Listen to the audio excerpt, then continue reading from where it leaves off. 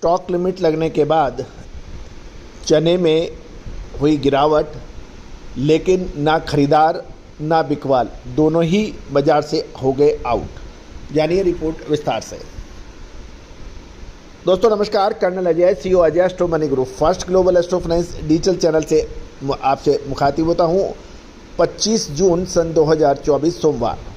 दोस्तों दलहन पर हमने आपको लगातार अपडेट, तेजी और मंदी के और बाजार की महत्वपूर्ण खबरों से आपको हमेशा रूबरू कराया है।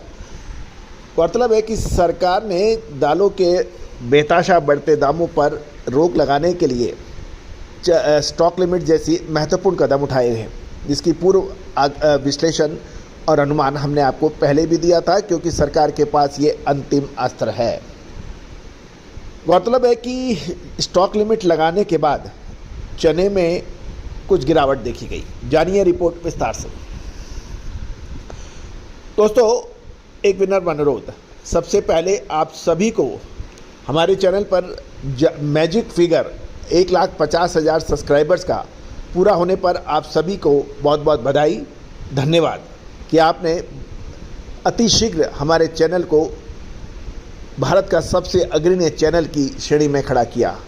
दिसंबर 2023 में 1 लाख सब्सक्राइबर का पूरा होने पे मात्र 6 महीने में से कम समय में 50,000 से अधिक सब्सक्राइबर आपने बनाए। उसकी पूरी टीम की तरफ से बहुत बहुत धन्यवाद। दोस्तों खबर निकल के आ रही है कि सप्ताह के दौरान दिल्ली में चने का व्यापार सुस्त पड़ गया है। चने की डिमांड घट गई है और चने की लिमिट लगाने के बाद भावों में ज़रूर 100-150 रुपये की गिरावट है, लेकिन लोकल मंडियों में ना खरीदार है ना बिकवाल है, खाली भाव ही हैं। शनिवार को दिल्ली चना भाव में 6,950 से 6,975 रुपये मध्य प्रदेश लाइन का और 6,850 से 6,875 राजस्थान लाइन के चने के भाव देखे गए। दो साथ साथ चना, दाल और बेसन की खरीदारी भी कमज़ोर है और दालों में बिक्री नहीं होने के कारण बाज़ारों में लिवाली काफ़ी कम हो गई है और मिलर्स भी काफ़ी आवश्यकता अनुसार ही माल खरीद रहे हैं, क्योंकि उनके ऊपर भी ये लिमिट लागू हो रही है।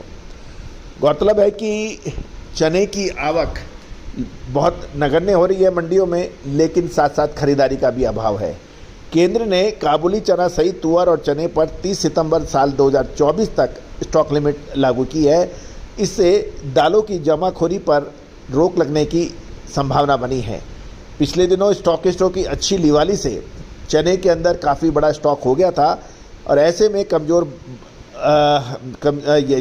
में भावों को कंट्रोल करने के लिए ये लिमिट लगाई गई है।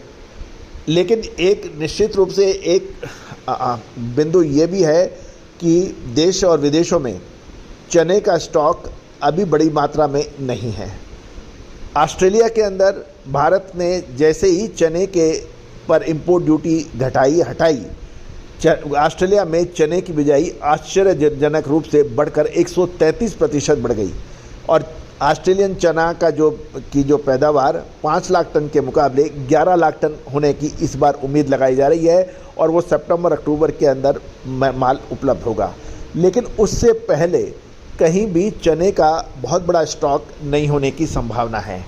साथ साथ व्यापारियों और किसानों ने तो ऑलरेडी चने को ऊंचे दामों में बेच दिया है। बहुत कम मात्रा में चने का स्टॉक किसानों के पास है और जो बड़े व्यापारी और मिलर्स के पास चने का स्टॉक है, वो अब स्टॉक लिमिट लगने के बाद उसके ऊपर एक प्रश्न चिन्ह लग गया है कि क्या वो मैनेज करेंगे या फिर माल बेचेंगे।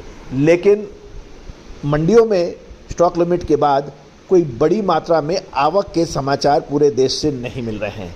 अतः इस लिमिट का क्या असर होगा, इसके ऊपर एक प्रश्न चिन्ह जरूर है।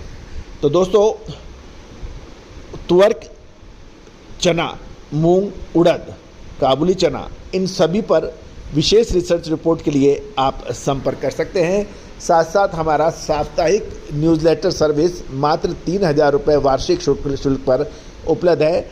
इसमें आपको प्रतिदिन मंडियों के दलहन, तिलहन, मसाला, कपास, अनाज के मंडियों के ताज़ा भाव, साथ साथ साप्ताहिक में न्यूज़लेटर में 2 से 3 कमोडिटीज़ के बारे में विश्लेषण आप तक प्रस्तुत होगा। साथ साथ स्टॉक मार्केट का साप्ताहिक न्यूज़लेटर भी इसमें शामिल होगा। तो दोस्तों, जिन महानुभावों को इसकी आवश्यकता है संपर्क कर सकते हैं, नंबर स्क्रीन पे दिए हैं। देश के कोने कोने से इसकी बेहद बड़ी डिमांड आ रही है। दोस्तों, all the very best, good luck, happy trading.